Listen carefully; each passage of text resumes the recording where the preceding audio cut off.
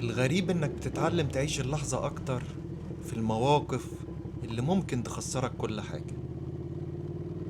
مش يمكن محتاج تخاطر شوية علشان تفتكر إنك عايش؟ ليه بننصح حد نقوله عيش اللحظة؟ وليه دي نصيحة مهمة؟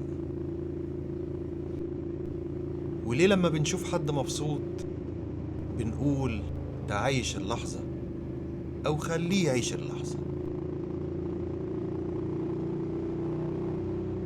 عقل الإنسان مشغول دايما بالسفر ما بين الماضي والمستقبل، وده بيساهم بشكل كبير في الشعور بالاكتئاب والقلق.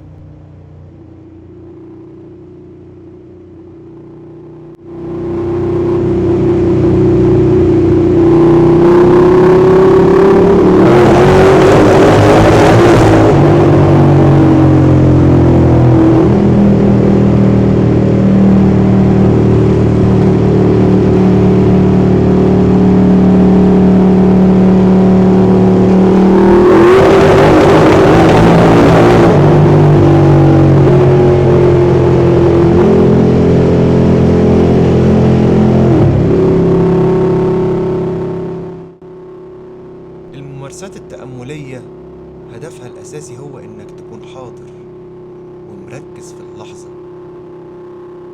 أو عايش اللحظة بدون التشتت في الماضي أو الخوف من المستقبل.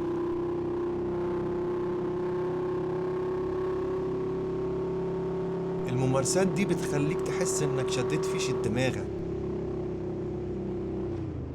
سواقة الموتوسيكل من أكتر الحاجات اللي ممكن تعلمك تعيش اللحظة، لأنك ببساطة ما ينفعش تنجرف للماضي أو تخاف من المستقبل،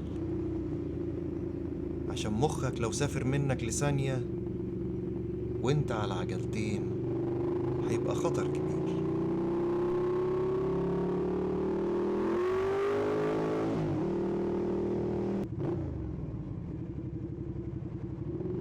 في حالة في علم النفس اسمها التدفق فلو ستيت،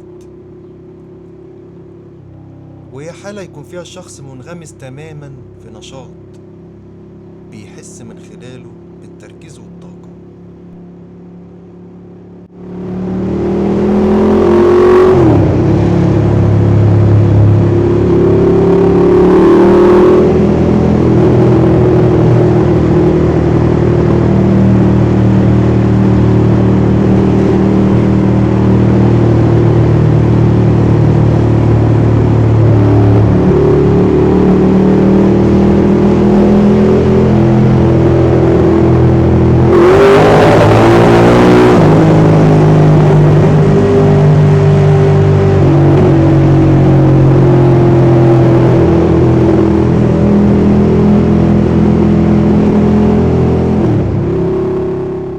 ساعتها بيختفي الوعي بالذات والوقت، ويزيد معاهم الشعور بالسيطرة.